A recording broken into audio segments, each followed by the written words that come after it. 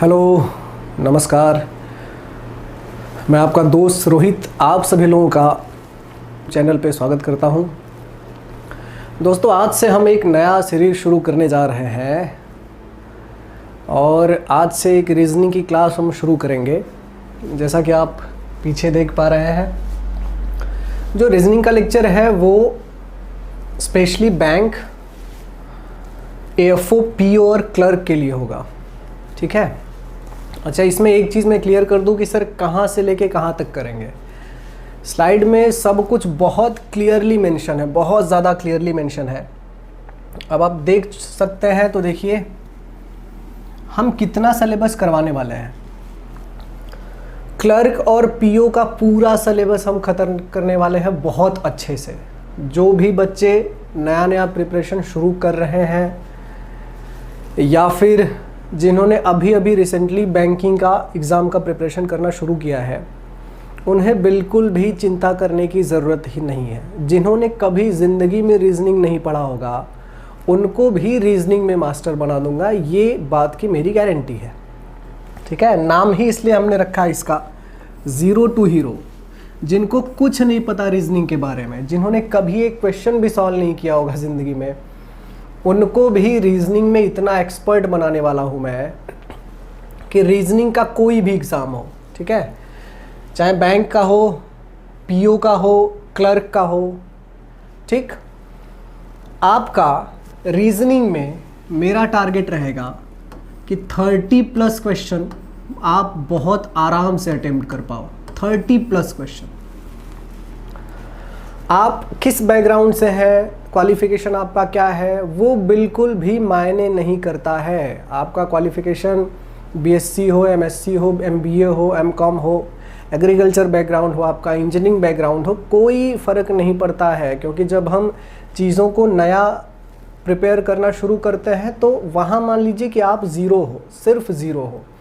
हाँ, सोचने का तरीका किसी का थोड़ा सही हो सकता है, लॉजिकल किसी का स्ट्रांग हो सकता है, सोचने का जो लॉजिक है वो कोई जल्दी पकड़ सकता है, बाकी कोई डिफरेंस नहीं होता। सारे ग्रेजुएट बच्चे एक ही लेवल के होते हैं और उन्हें हम ज़ीरो मानते हैं।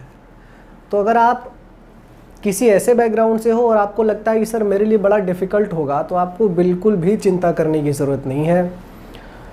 तो आइए शुरू करते हैं कि भाई सिलेबस में हम क्या क्या लेने वाले हैं। ठीक है, बिल्कुल भी चिंता मत कीजिए।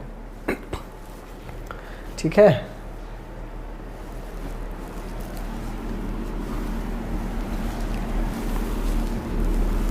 देखिए, जो हमारा सिलेबस होगा क्लर्क के एग्ज़ाम से, अगर आपका क्लर्क का एग्ज़ाम है तो क्लर्क के एग्ज़ाम में जो प्री में पूछा जा रहा है, बहुत ध्यान से समझना, तब आप चीज़ों को बहुत अच्छे से कनेक्ट कर पाओगे। क्लर्क के एग्ज़ाम में जो प्री में क्वेश्चन पूछा जाएगा, वहाँ से लेके जो पीओ का एग्ज़ाम होगा, पीओ के मेंस लेवल तक के क्वेश्चन यहाँ से मैं आपको करवा के दूंगा। आप बिल्कुल भी चिंता मत कीजिए सिलेबस के रिगार्डिंग या फिर किस लेवल का पूछा जाएगा। मैंने आपसे पहले ही कह दिया कि क्लर्क का जो प्री का एग्ज़ाम है, मतलब बहुत बेसिक लेवल, वहाँ से लेके पीओ के मेंस लेवल के एग्ज़ाम तक हम पूरा सिलेबस ख़त्म करेंगे। अच्छा, ये भी नहीं है कि हम थोड़ा पोर्शन क्लास में ख़त्म करेंगे, थोड़ा मैं आपको घर पे करने के लिए दूँ, बिल्कुल भी ऐसा नहीं है। क्लास में जितना हम करेंगे, हमारी पूरी कोशिश होगी कि जितना आप क्लास में पढ़ रहे हो, क्लास में ही आपका 99% टॉपिक ख़त्म हो जाना चाहिए। मतलब मेरी पूरी कोशिश ये होगी कि क्लास में जितना मैं आपको पढ़ाऊंगा, उससे बाहर का एक भी कंसेप्ट, उससे बाहर का एक भी लॉजिक एग्ज़ाम में नहीं आने वाला। इस बात की श्योरिटी है, गारंटी है। पिछले 8 सालों से मैं इस फील्ड में हूँ। आप थोड़े टाइम तक मुझ पे ट्रस्ट कीजिए, फिर चीज़ें अपने आप आपको क्लियर होती चली जाएंगी। क्लास से बाहर कोई भी कंसेप्ट और कोई भी लॉजिक नहीं आने वाला। जितना हम क्लास में पढ़ रहे हैं, जितना मैं क्लास में आपको करवाऊंगा, अगर मेरे दोस्त आपने उतना भी कई बार रिवाइज़ किया, उतना भी आपने बहुत अच्छे से तैयार कर लिया, तो रीजनिंग में आपका 30+ क्वेश्चन, 30+ मार्क्स कहीं नहीं गया है, इस बात की गारंटी है। ठीक है, अच्छा, इसीलिए हमने इसका नाम, देखो मैंने कहा ना कि बिल्कुल बेसिक से हम शुरू करने वाले हैं, इसलिए इसका नाम मैंने जीरो टू हीरो रखा हुआ था। जीरो टू हीरो, जहां पे हम वहां उस लेवल से शुरुआत करते हैं जहां पे किसी को कुछ नहीं आता। मतलब आप ऐसा मान के चल सकते हो कि बिल्कुल मैं ABC से शुरू करूंगा। ठीक है, ABC से शुरू करूंगा और आपको इस लेवल तक लेके जाऊंगा कि आपको कभी भी रीजनिंग में कोई प्रॉब्लम आ ही नहीं सकती है। ठीक है, तो हम डिस्कस कर लेते हैं कि सिलेबस में क्या क्या मैं आपको करवाऊंगा। देखिए, कभी भी कोई सब्जेक्ट जब हम पढ़ते हैं तो सब्जेक्ट पढ़ने से पहले एक माइंडसेट बहुत इम्पॉर्टेंट होता है उसे पढ़ने के लिए, उसे समझने के लिए। तो रीजनिंग जब हम पढ़ते हैं तो रीजनिंग का माइंडसेट इतना होना चाहिए कि रीजनिंग आपकी सोचने की कैपेबिलिटी पे ही डिपेंड करता है। आप कितना अच्छा सोच सकते हैं, कितना ज़्यादा सोच सकते हैं, या फिर किस लेवल तक आप सोच सकते हैं, उसी पे आपका पूरा का पूरा रीजनिंग चलने वाला है। तो आप ये समझ सकते हैं कि सर मेरे सोचने का लेवल क्या है, वो मुझे कैसा पता चलेगा, या फिर मैं किसी कंसेप्ट को कितना डीप समझ सकता हूँ वो मुझे कैसे पता चलेगा। तो वो आपको तब पता चलेगा जब एक बार हम उसे कर लेंगे क्लास में। ठीक है, तो माइंडसेट बस इतना रखना है आपका कि कोई भी कंसेप्ट ऐसा नहीं होगा क्लास में जो आपको लगे कि सर बड़ा डिफ़िकल्ट होगा। मैं हर चीज़ को बड़ा इजी करके आपको समझाऊंगा। ठीक है, सिलेबस के हिसाब से कौन सा टॉपिक इम्पॉर्टेंट है, कौन सा टॉपिक इम्पॉर्टेंट नहीं है, ये सोचने का आपको कोई ज़रूरत नहीं है। क्योंकि देखो, अगर कुछ इम्पॉर्टेंट नहीं होता तो वो सिलेबस में नहीं होता। तो पहली चीज़ ये कि माइंडसेट बस इतना रखो कि सब कुछ इम्पॉर्टेंट है, सारे टॉपिक इम्पॉर्टेंट है आपके लिए। आपके लिए 1 मार्क्स भी इम्पॉर्टेंट है। अगर इम्पॉर्टेंट नहीं होता तो याद रखिए कि वो सिलेबस में नहीं होता।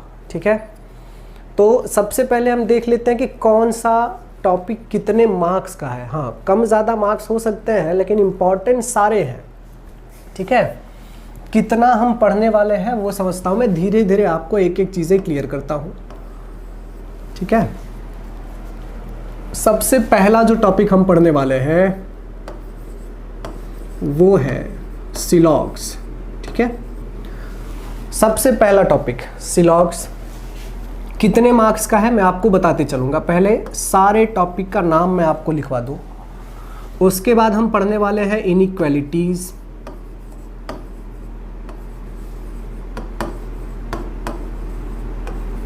ठीक है, इनइक्वालिटीज़ पढ़ने वाले हम। उसके बाद तीसरे नंबर पे, हो सकता है कि कोई टॉपिक आगे पीछे हो सकता है, तीसरे नंबर पे डायरेक्शन एंड डिस्टेंस,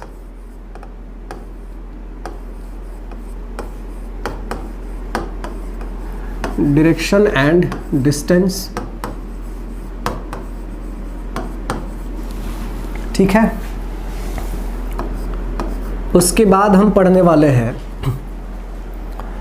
देखो इसे जो मैं नाम दे रहा हूँ बड़े ध्यान से समझो, आप थोड़ा प्रॉब्लम में आ सकते हो कि सर ये कौन सा टॉपिक है।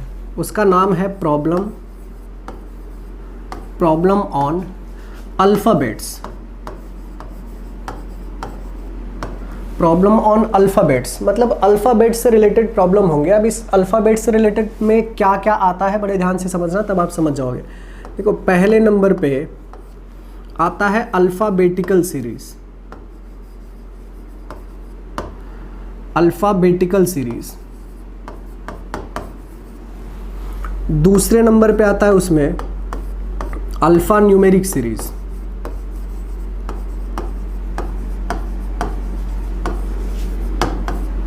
अल्फ़ा न्यूमेरिक सीरीज़, ठीक है। तीसरे नंबर पे आता है पेयर फॉर्मेशन,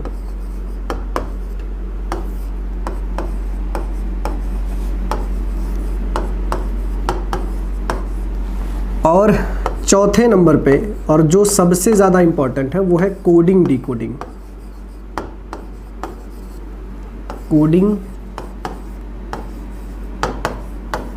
कोडिंग डिकोडिंग। ठीक है, तो आप ये समझ सकते हो कि ये तो सिर्फ 4 टॉपिक आपने खुद लिख दिए हैं। अच्छा, इन सबको मैंने नाम सिर्फ प्रॉब्लम ऑन अल्फ़ाबेट्स दिया है, समझना। किसी भी टॉपिक पे जो माइंडसेट आपका रहेगा उसी माइंडसेट के हिसाब से आप पढ़ना सीखोगे। तो 4 अलग अलग टॉपिक नहीं लिखा मैंने, एक ही टॉपिक का नाम दिया है प्रॉब्लम ऑन अल्फ़ाबेट्स। उसमें अल्फ़ाबेटिकल सीरीज भी आ सकता है, अल्फ़ा न्यूमेरिक सीरीज होगा, पेयर फॉर्मेशन होगा और कोडिंग डिकोडिंग होगा। ठीक है, कुछ बुक्स इसे अलग अलग टॉपिक लिखते हैं, अलग अलग नाम से मेंशन कर देते हैं। ठीक है, अच्छा उसके बाद हम क्या करने वाले हैं, सिटिंग अरेंजमेंट। सिटिंग अरेंजमेंट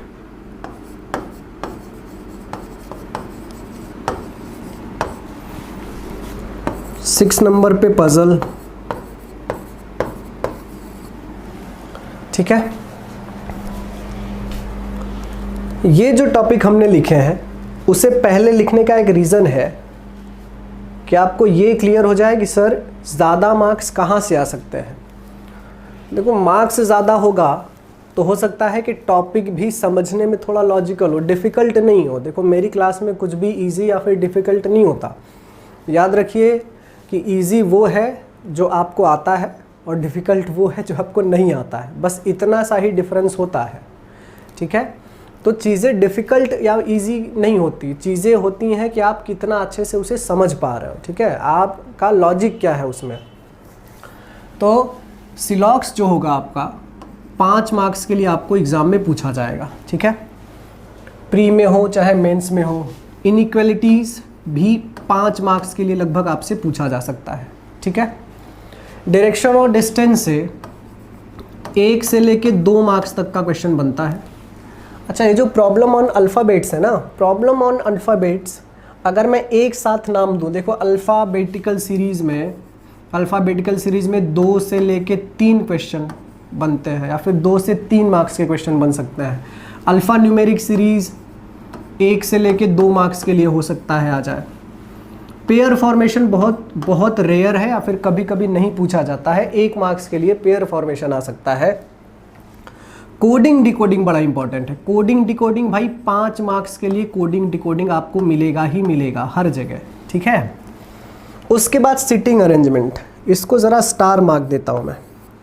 इन दोनों को, सिटिंग अरेंजमेंट और पजल, इन दोनों टॉपिक को स्टार मार्क देता हूँ। देखो, सिटिंग अरेंजमेंट अगर प्री रहा तो प्री में 5 मार्क्स से लेके, और मेंस का अगर आप पेपर लिख रहे हैं तो कभी कभी 15 मार्क्स तक भी बन सकता है क्वेश्चन। सिटिंग अरेंजमेंट प्री में 5 मार्क्स के लिए मिनिमम, कभी कभी 2 क्वेश्चन डाल दिया तो 10 मार्क्स के लिए। लेकिन मेंस का अगर पेपर रहेगा तो कभी कभी 15 मार्क्स के लिए। कुछ ऐसे मेंस के एग्ज़ाम हुए हैं जिसमें से पीओ मेंस का अगर आप एग्ज़ाम लिख रहे हो, एसबीआई पीओ का एग्ज़ाम लिख रहे हो, तो आपको सिर्फ यही 2 टॉपिक से ज़्यादातर क्वेश्चन पूछे जा रहे हैं। अच्छा, कुछ बच्चे घबरा जाते हैं सिटिंग अरेंजमेंट और पजल से, बिल्कुल भी ज़रूरत नहीं है। मैंने कहा ना कि आपने अगर ज़िंदगी में कभी रीजनिंग नहीं पढ़ा होगा तब भी आपको रीजनिंग में मैं मास्टर बना दूंगा। जितना क्लास में करेंगे उतना भी अगर आप ख़त्म कर लोगे तो रीजनिंग में 90% से ज़्यादा स्कोर करोगे, इस बात की गारंटी है मेरी। ठीक है, देखो पजल का भी वही हिसाब किताब है भाई। पजल प्री का एग्ज़ाम दे रहे हो तो 5 मार्क्स के लिए, और अगर मेंस लिख रहे हो तो 15 मार्क्स तक ये पहुंच सकता है। ठीक है, इसलिए ये दोनों टॉपिक बड़े इंपॉर्टेंट हैं। अभी तक जो हमने टॉपिक आपको लिखवाया है ये सारे ज़्यादा मार्क्स के टॉपिक हैं। ठीक है, क्लियर हो रहा है सिलेबस आपको? ठीक, चलिए आगे चलें। लिखने की देखो ज़रूरत नहीं है, जो लिखने की ज़रूरत होगी ना वो वहाँ पे मैं आपको टाइम दे दूँगा अच्छा खासा, या फिर वीडियो पॉज करके आप लिख लीजिएगा। तो 6 नंबर हो गया हमारा ये भाई। अब चलते हैं आगे कि 7th वाला topic, machine input. Machine input,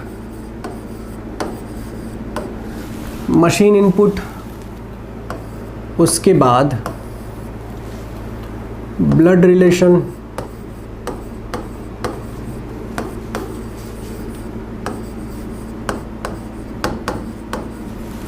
blood relation करने वाले हैं। ठीक, 9वें नंबर पे जो आपका आएगा इनइक्वालिटी हो गया, मशीन इनपुट, ब्लड रिलेशन। 9वें नंबर पे देखो हम समझ सकते हैं, इसका वो हम नाम दे देते हैं लॉजिकल या फिर इलॉजिकल। आप कह सकते हैं कि इलॉजिकल रीजनिंग।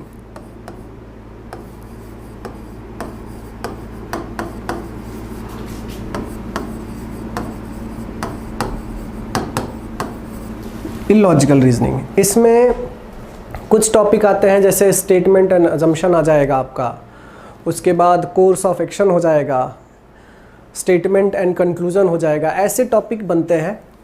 तो जो मोस्ट इम्पॉर्टेंट टॉपिक थे वो मैंने आपको लिखवा दिया है, कितना हम कवर करने वाले हैं। कुछ छूटेगा तो वो भी हम ऐड कर लेंगे, फ़िलहाल सिलेबस के हिसाब से इतना ही बहुत है। मशीन इनपुट कभी कभी पूछा जाता है, कभी कभी नहीं पूछा जाता है। कुछ एग्ज़ाम्स ऐसे हैं जिसमें मशीन इनपुट नहीं आया है और कुछ ऐसे हैं जहाँ पे एग्ज़ाम आया है, तो कुछ श्योरिटी नहीं है, लेकिन मशीन इनपुट भी बहुत अच्छे से करने वाले हैं। उसके अलावा ब्लड रिलेशन में 2 से 3 मार्क्स तक का क्वेश्चन पूछा जा सकता है और लॉजिकल रीजनिंग भी पूछा जा सकता है। पूछा गया तो 5 मार्क्स के लिए 5 से लेके 7 मार्क्स तक का लॉजिकल रीजनिंग पूछा जा सकता है। ठीक है,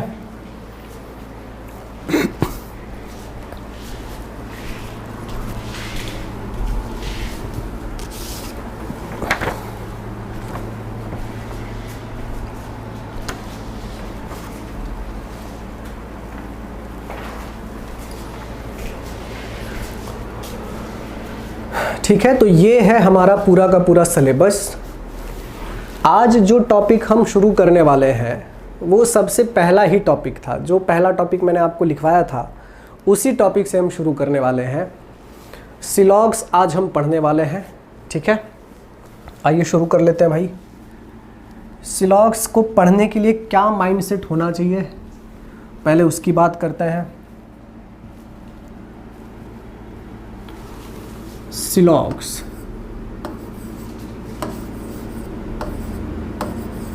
कुछ लोग इसे सिलॉजिज्म लिखते हैं, बुक्स वगैरह में सिलॉजिज्म लिखा जाता है। देखो, सिलॉग्स आपको 5 मार्क्स के लिए डेफिनेटली मिलने ही वाला है। 5 मार्क्स के लिए 100% मिलेगा, प्री का एग्ज़ाम हो चाहे मेंस का एग्ज़ाम हो। अब देखो, सिलॉग्स हम इस तरीके से पढ़ने वाले हैं कि ना तो आपको इसमें पेन का यूज़ करना है ना तो पेपर का यूज़ करना है। आपको बिना कुछ लिखे, सिलॉग्स ज़्यादातर लोग डायग्राम से सॉल्व करते हैं, वेन डायग्राम बनाते हैं। यकीन मानिए, सिलॉग्स हम इस तरीके से पढ़ने वाले हैं कि आपको कोई भी डायग्राम बनाने की ज़रूरत ही नहीं पड़ेगी। Without pen and paper 5 marks आप ले सकते हो। कितने मिनट में? अच्छा, कितने मिनट लगेंगे सर? 5 मार्क्स लेने में कितने मिनट लगेंगे? 2 मिनट, सिर्फ और सिर्फ 2 मिनट। मैं फिर से रिपीट कर रहा हूँ कि सिलॉग्स हम विदाउट पेन और पेपर सॉल्व करने वाले हैं, कोई भी डायग्राम बनाने की ज़रूरत ही नहीं है। सिलॉग्स का जो टॉपिक है वो लोगों के लिए इतना डिफ़िकल्ट बन जाता है, इतना ज़्यादा लॉजिकल बन जाता है कि वो उस लेवल पे सोच नहीं पाते, और अक्सर 5 में से 2 क्वेश्चन सही बनते हैं उनके, 3 ज़्यादा सही बनेंगे। रीज़न है कि आप डायग्राम के हिसाब से पढ़ते हो, रीज़न है कि आप पेन और पेपर चलाते हो। सिलॉग्स का मतलब आप कितना इमेजिन कर सकते हो। देखो, इमेजिनेशन की तो भाई कोई सीमा नहीं है, आप बहुत कुछ इमेजिन कर सकते हो। सिलॉग्स में प्रॉब्लम बस यही है, और लोग इसलिए सिलॉग्स गलत करते हैं क्योंकि सिलॉग्स में आप कहाँ तक इमेजिन करना चाहते हो वो समझना बड़ा ज़रूरी है। ठीक है, तो चीज़ें धीरे धीरे मैं क्लियर करूँगा, थोड़ा सा पेशेंस रखिएगा आप। पहले हम ज़मीन तैयार कर लेते हैं सिलॉग्स पढ़ने के लिए। विदाउट पेन एंड पेपर सिलॉग्स पढ़ने के लिए थोड़ा बहुत पहले हम उसका ज़मीन तैयार कर लेते हैं, क्योंकि देखो, इमारत अगर बड़ी हो तो पहले मेहनत उसकी नींव पे की जाती है। ठीक है, 5 मार्क्स का टॉपिक है, तो पहले इसका हम ज़मीन तैयार करते हैं बहुत अच्छे से कि किस हिसाब से सिलॉक्स के टर्म्स हैं, क्या हमें समझना है सिलॉक्स में। ठीक है, तो जो सिलॉक्स का टॉपिक है देखो, उसमें आपको स्टेटमेंट दिया जाएगा। ठीक है,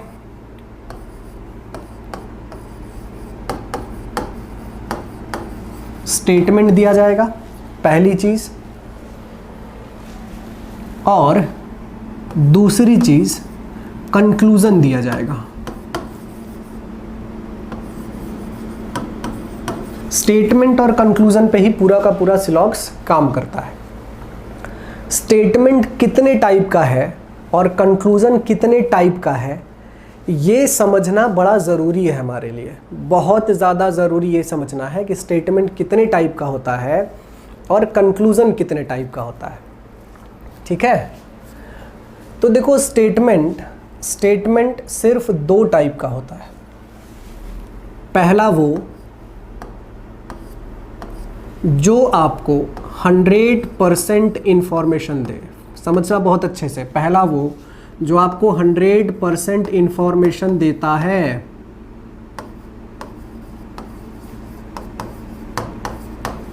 ठीक है, पहला वो जो आपको 100% इंफॉर्मेशन देता है, और दूसरा वो स्टेटमेंट जो आपको लेस देन 100% इंफॉर्मेशन देता है, लेस देन 100% इंफॉर्मेशन देता है।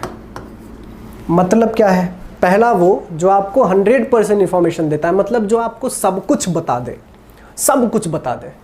ठीक है, वो होता है 100% इंफॉर्मेशन। और दूसरा वो जो आपको थोड़ा बहुत चीज़ें बताए, कुछ छुपा ले आपसे। ठीक, अब 100% इंफॉर्मेशन का मतलब क्या, 100% इंफॉर्मेशन का मतलब क्या, जैसे आप मेरे दोस्त हो और मैं आपसे बहुत ज़्यादा क्या बोल सकते हैं कि बहुत क्लोज फ्रेंड हो आप मेरे, जिससे मैं कुछ नहीं छुपाता। ठीक है, और मैंने आपको कहा कि यार मेरी सैलरी 50,000 रुपये है। ठीक है, अगर आपका कोई दोस्त आपसे बोले कि यार मेरी सैलरी 50,000 रुपये है, वो आपसे कुछ नहीं छुपा रहा है, तो आप ऐसा बोल सकते हो ना कि सर वो तो मुझे 100% इन्फॉर्मेशन दे रहा है। या फिर दूसरे मेथड से अगर कहें, समझने की कोशिश करें, मैं आपसे अगर ऐसा कहूँ कि मेरे घर में सारे लोग आर्मी में हैं, मतलब all persons in my house are in army, मेरे घर में सारे लोग आर्मी में हैं, तो मैंने अपने घर के सारे लोगों के बारे में आपको इन्फॉर्मेशन दे दी। तो जहाँ पे ऑल लग जाएगा मतलब वो तो 100% इन्फॉर्मेशन आ गया ना, कि मैंने आपको सब कुछ बता दिया। तो जहाँ सब कुछ बता दिया भाई, तो 100% इन्फॉर्मेशन में क्या आ जाएगा, 100% इंफॉर्मेशन में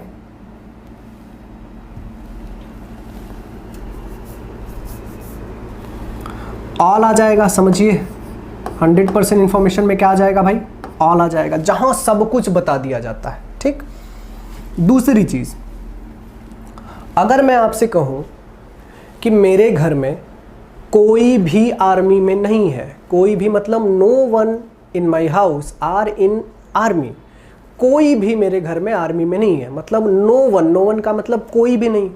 तो अगर ये भी मैं आपको बता रहा हूँ तो ये भी तो 100% इन्फॉर्मेशन है।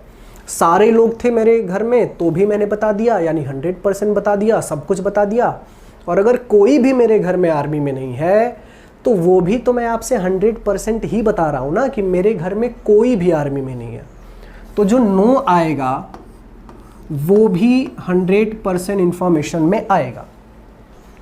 चीज़ों को समझेंगे अच्छे से तो क्वेश्चन सॉल्व करने में बड़ा आसान हो जाएगा आपके लिए। ठीक है, सिर्फ रटने वाली बात नहीं है कि सर 100% इंफॉर्मेशन में ऑल आता है, नो आता है। क्यों आता है वो समझना बड़ा ज़रूरी है। ऑल इसलिए आता है क्योंकि वो भी सब कुछ बता देता है आपको, और नो भी 100% में इसलिए आता है क्योंकि वो भी क्या करता है, आपको सब कुछ बता देता है। तो ऑल और नो ऐसे स्टेटमेंट है जो आपको 100% इंफॉर्मेशन देते हैं। यहाँ तक सब कुछ क्लियर होगा। ठीक है, और मेरी स्पीड ऐसे ही रहने वाली है ताकि वो बच्चा जिन्हें थोड़ा सा लेट समझ रहा है, चीज़ों को थोड़ा सा वो जल्दी रिलेट नहीं कर पा रहा है, उसे कोई प्रॉब्लम ना हो, क्योंकि मेरे लिए भाई सारे लोग ज़रूरी हैं। तो स्पीड मेरी ऐसे ही रहेगी, ठीक है। तो एक चीज़ हमने सीख लिया कि सर ऑल और नो हमेशा 100% इन्फॉर्मेशन में आएंगे, ठीक है। अच्छा, जिनको जल्दी समझ रहा है वो थोड़ा सा पेशेंस रखें, जब हम क्वेश्चन करेंगे तो आपको चीज़ें और अच्छे से क्लियर होनी शुरू हो जाएंगी, ठीक। अच्छा, अब आते हैं लेस देन 100% इन्फॉर्मेशन पे। लेस देन 100% का मतलब जो आपसे थोड़ा बहुत बता रहा हूँ। जैसे मैंने आपसे कहा, सेम एग्जांपल लेता हूँ, जैसे मैंने आपसे कहा कि यार मेरे घर में 10 लोग हैं, लेकिन उस 10 में से ना सिर्फ 4 लोग आर्मी में हैं। तो मैंने क्या किया, 10 में से सिर्फ 4 के बारे में इंफॉर्मेशन दिया, मतलब सिर्फ थोड़े लोगों के बारे में इंफॉर्मेशन दिया। या फिर मैंने आपसे कहा कि some people in my house are in army, कुछ लोग ही हैं जो कहाँ हैं, आर्मी में है। तो मैंने सिर्फ थोड़ी सी इंफॉर्मेशन आपको दी, लेस देन 100% इंफॉर्मेशन दी। तो जो सम का स्टेटमेंट होगा मेरे दोस्त, वो भी क्या होगा, वो लेस देन 100% में आएगा, ठीक। दूसरा, अगर मैं आपसे कहूँ कि यार मेरे घर में 10 लोग हैं, लेकिन यार 4 लोग ऐसे हैं जो आर्मी में नहीं है, ठीक है। सोचने का तरीका बहुत अच्छा रखो। मैंने आपसे क्या बोला कि 4 लोग ऐसे हैं जो आर्मी में नहीं है। तो आप सिर्फ उन्हीं 4 लोगों के बारे में सोचो जिनके बारे में मैं आपको बता रहा हूँ। आपके दिमाग में कभी भी ये नहीं आना चाहिए मेरे दोस्त कि सर 4 के बारे में तो बता रहे हैं, बाकी 6 क्या करते होंगे। समझना, यहीं पे कन्फ्यूज़न होता है। मैंने आपसे कहा था सिलॉक्स में उतना ही देखो जितना वो दिखाने की कोशिश कर रहा है। तो अगर मैंने आपसे कहा कि 10 में से 4 लोग आर्मी में हैं, तो बस इन्हीं 4 के बारे में ही जानो, बाकी 6 क्या करते हैं उससे मतलब नहीं होना चाहिए, ठीक है। तो इससे एक क्वालिटी और डेवलप होगी कि बाकी लोगों के बारे में सोचना ही नहीं है, ठीक है। क्योंकि जितना सोचोगे उतना ही एनर्जी आपका कंज्यूम होगा, लॉस होगा भाई। एनर्जी का बड़ा सिंपल सा सिद्धांत है कि जहाँ फोकस करोगे एनर्जी वहीं फ्लो होनी शुरू होती है। बहुत बेहतरीन कंसेप्ट है सक्सेस का। जहाँ एनर्जी फ्लो होगी रिजल्ट वहीं मिलेगा। एक सिंपल सा एग्जांपल मैं देता हूँ आपको। चीज़ें इससे थोड़ी अलग हो सकती हैं, क्योंकि ज़रूरी ये भी है कि आप कौन से माइंडसेट से पढ़ रहे हो, या फिर आप रिजल्ट ओरिएंटेड हो या फिर नहीं हो।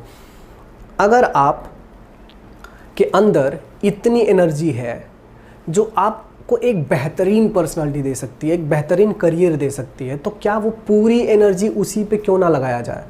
वो बाकी जगह डाइवर्ट नहीं होना चाहिए। जैसे मैं सुबह उठता हूँ, सोने से एनर्जी क्या होता है, एनर्जी इकट्ठा होती है, और सोने के बाद जब आप उठते हो तो आप 10 काम कर लेते हो, तो वो एनर्जी आपकी 10 जगह बट गई। अगर वो सारी एनर्जी आप एक ही जगह फोकस करोगे, सिर्फ और सिर्फ पढ़ाई में फोकस करोगे, तो वो आपको एक बेहतरीन मुकाम दिला सकता है, ठीक है। तो उतना ही सोचो जितने की ज़रूरत है। जिसके बारे में सोचने की ज़रूरत नहीं है वहाँ पे सोचना ही नहीं है। मैं फिर से एग्जांपल पे आता हूँ कि मैंने आपसे कहा कि some people in my house are in army, कुछ लोग आर्मी में हैं। मैंने कहा 10 में से 4 लोग आर्मी में हैं। तो आप सिर्फ इन 4 लोगों के बारे में सोचिए, बाकी 6 के बारे में सोचने का कोई मतलब नहीं है। अगर बाकी 6 के बारे में सोचना शुरू करोगे तो सिलॉक्स में कंफ्यूज हो जाओगे। आपको सिर्फ उतना ही सोचना है जितना मैं बोल रहा हूँ, ठीक।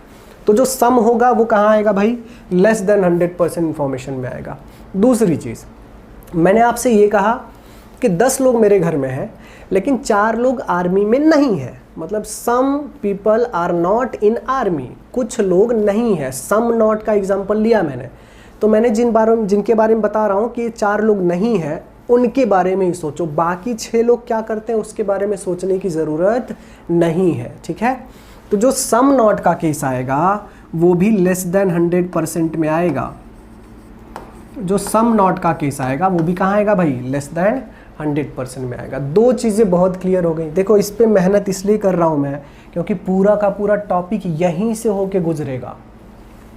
तो 100% इंफॉर्मेशन में क्या क्या आएगा, ऑल और नो, ठीक।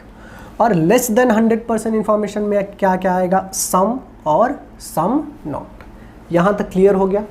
स्टेटमेंट हमेशा 2 टाइप का होता है, एक जो 100% इंफॉर्मेशन दे, दूसरा जो लेस देन 100% इंफॉर्मेशन दे। यहाँ तक सब कुछ क्लियर है। अब चलते हैं कंक्लूजन की तरफ। भाई कंक्लूजन कितने टाइप का होता है? तो सर कंक्लूजन कितने टाइप का हो सकता है? पहला, एक वो कंक्लूजन होता है जो 100% ट्रू हो, ठीक है, जो 100% ट्रू हो, जो पूरी तरीके से सच हो। जैसे अगर मैं कहूँ कि भाई मेरा नाम रोहित है, तो मेरा नाम सच में रोहित है, ठीक है। आपको अगर पता है कि ये तो रोहित सर है, रोहित सर पढ़ा रहे हैं, और मैंने आपसे कहा कि यार मेरा नाम रोहित है, तो आप बोलोगे सही बोल रहे हैं सर, तो 100% सही बोल रहे हैं, 100% ट्रू बोल रहे हैं। तो एक तो वो इन्फॉर्मेशन होता है कि जो 100% ट्रू हो, वो आपको भी पता होता है, ठीक है। दूसरी चीज, एक ऐसा कंक्लूजन जो 100% फॉल्स हो। जैसे बच्चों, अगर आप भी बैंक, एसएससी या फिर रेलवे की तैयारी कर रहे हैं, या फिर किसी भी कॉम्पिटिटिव एग्जाम की तैयारी कर रहे हैं, और आप चाहते हैं कि आप मैथ्स और रीजनिंग के हर क्वेश्चन सिर्फ और सिर्फ 30 सेकंड में सॉल्व कर पाएं, आप अगर चाहते हैं कि मैथ्स और रीजनिंग का सेक्शन आपका बहुत स्ट्रांग हो जाए, आप अगर चाहते हैं कि मैथ्स और रीजनिंग का आपका स्कोर अच्छा खासा हो जाए, और मैथ्स और रीजनिंग बिल्कुल जीरो से लेके एडवांस लेवल तक पढ़ना चाहते हैं, तो बच्चों आज ही प्ले स्टोर से हमारा एप्लीकेशन डाउनलोड कीजिए जिसका नाम है एप्टीट्यूड मैटर्स। बच्चों वहाँ पे मैथ्स और रीजनिंग की कुछ क्लासेस मैंने फ्री में रखी हुई हैं, आप देखिए और आज ही हमसे जुड़िए। आपका बहुत बहुत धन्यवाद। आप बहुत अच्छे से जानते हो कि मैं रोहित हूँ, ठीक, लेकिन आपको मैं कहीं बाहर मिला और आपसे मैंने बोला कि नहीं यार मेरा नाम तो रोहित नहीं है, मेरा नाम नरेश है। मैंने क्या बोला? मेरा नाम नरेश है। आप क्या बोलोगे? आप सोचोगे कि यार इसका नाम तो रोहित है, मुझे बहुत अच्छे से पता है इसका नाम रोहित है, ये झूठ क्यों बोल रहा है। मैं आपसे क्या बोल रहा हूँ? 100% फॉल्स बोल रहा हूँ। क्या बोल रहा हूँ आपको? 100% फॉल्स बोल रहा हूँ। अब यहाँ चीज़ों को समझिएगा बहुत अच्छे से कि जो 100% ट्रू होता है ना, उसको हम, जो 100% ट्रू होता है उसको हम सिलॉक्स में बोलते हैं फॉलो। क्या बोलते हैं भाई? फॉलो। क्या बोलते हैं? फॉलो, ठीक। और जो 100% फॉल्स होता है उसको बोलते हैं डज नॉट फॉलो। समझना बड़े ध्यान से, जो 100% फॉल्स होता है उसको क्या बोलते हैं हम? Does not follow. अब सिलॉक्स में 90% हम सिर्फ फॉलो की ही बात करते हैं। एग्जाम में बस वही पूछा जाएगा कि कौन सा फॉलो हो रहा है, बताइए कौन सा फॉलो हो रहा है, ठीक। तो 90% फॉलो के बारे में ही क्वेश्चन पूछा जाता है, ठीक।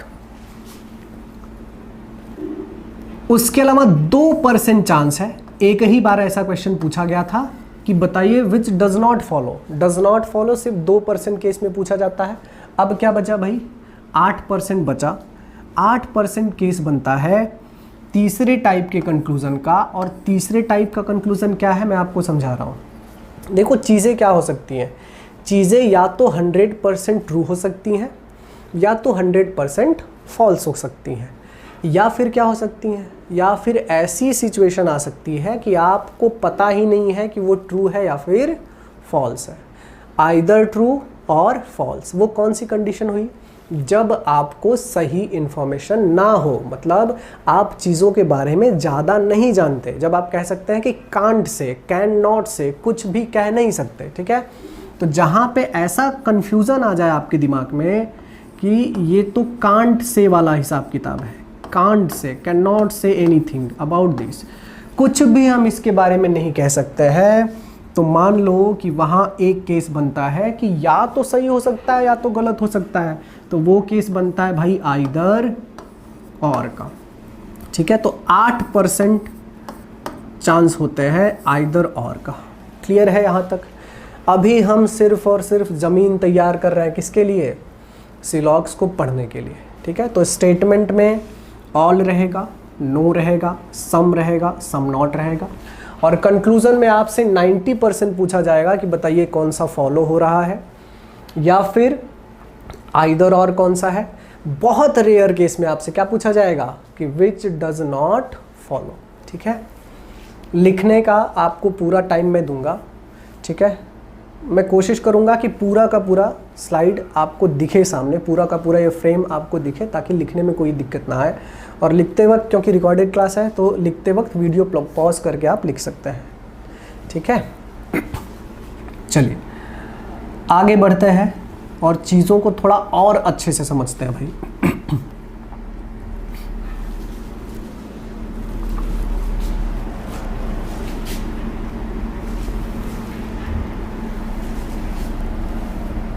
ठीक, आइए, कौन कौन सा स्टेटमेंट कैसा कैसा दिखेगा ज़रा उसे देख लीजिए। सिलॉक्स में जो बेसिक स्टेटमेंट है, पहला है ऑल। ऑल का मैंने पढ़ाया, अगर स्टेटमेंट ऐसा आएगा ऑल ए आर बी, ठीक है। दूसरा स्टेटमेंट जो आपको देखने को मिलेगा वो मिलेगा सम का, हमने पढ़ा है सम ए आर बी। तीसरा स्टेटमेंट जो आपको मिलेगा वो मिलेगा नो का, नो ए आर बी। चौथा जो स्टेटमेंट आपको मिलेगा, लिखने की ज़रूरत नहीं है, देखो जब मैं आपको करवाऊंगा तो लिखने पे बिल्कुल भी ध्यान मत दीजिए, ठीक है। ज़्यादातर फोकस आपको समझने पे करना है। देखो कम से कम 2 से 3 बार वीडियो जब आप देखोगे ना, तो आप उस टॉपिक में बिल्कुल मास्टर बन जाओगे। रिवीजन भी करने की ज़रूरत नहीं है। मैंने आपको पहले ही बोल दिया है कि क्लास में ही इतना कर लेंगे कि एग्ज़ाम में उससे बाहर कुछ आ ही नहीं सकता। ना तो कोई अलग से कॉन्सेप्ट आएगा उसके बाहर, ना तो कोई लॉजिक उससे बाहर आएगा। तो आप लिखने पे ज़्यादा बिल्कुल ध्यान मत दीजिए, पूरा फोकस सिर्फ और सिर्फ समझने पे लगाइए, ठीक है।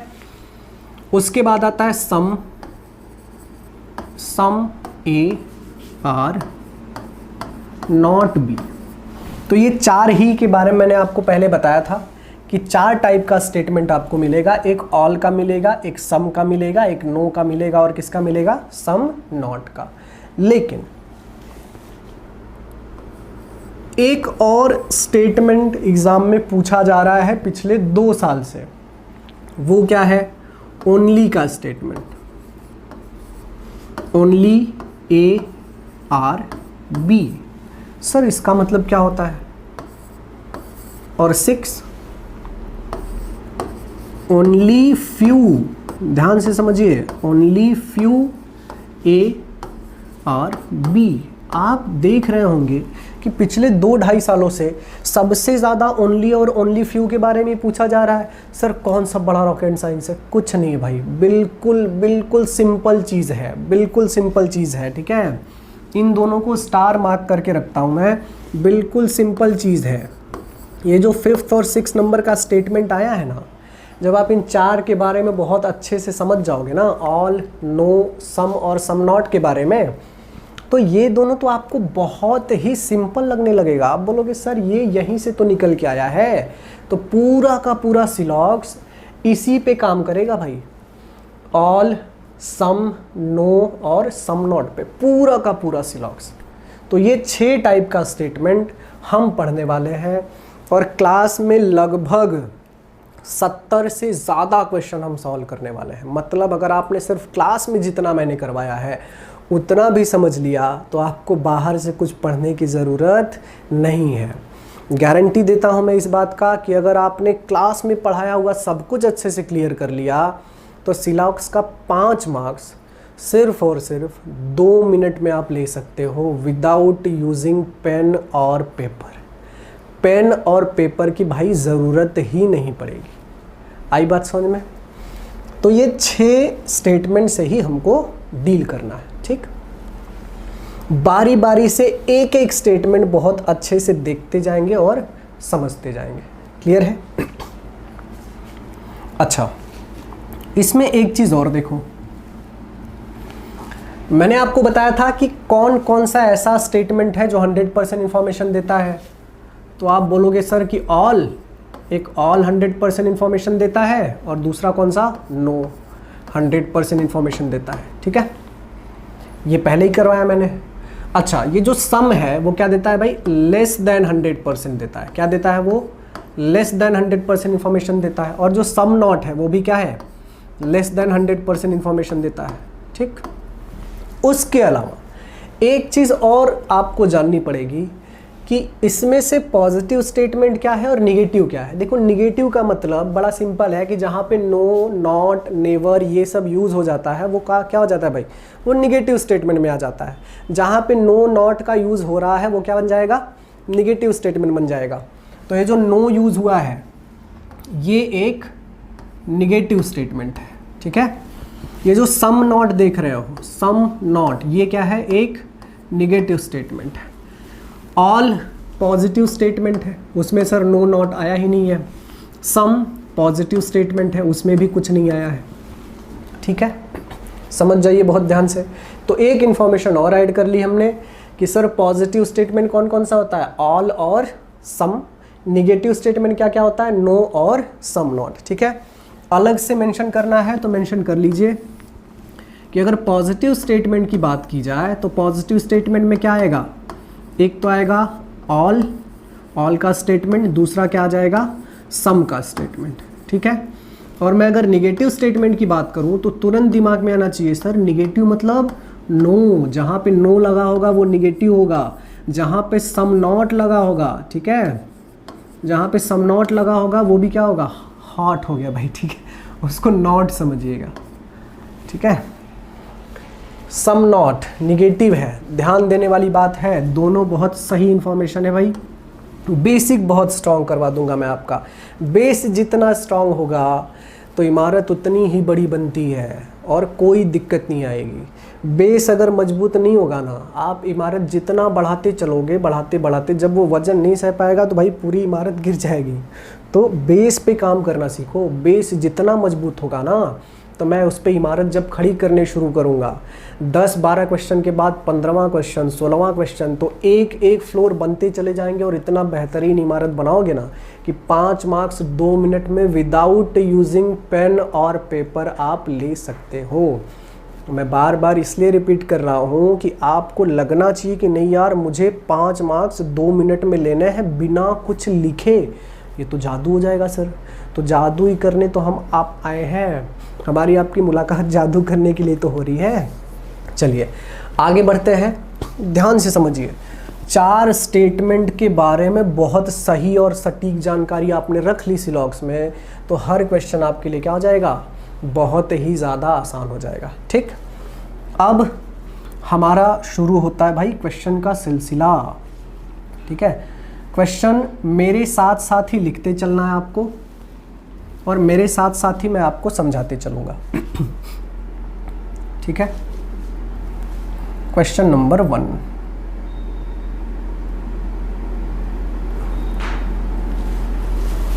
क्वेश्चन नंबर 1 यहीं से शुरुआत करते हैं। क्वेश्चन नंबर 1, क्वेश्चन नंबर 1 का स्टेटमेंट जो दिया गया है समझना।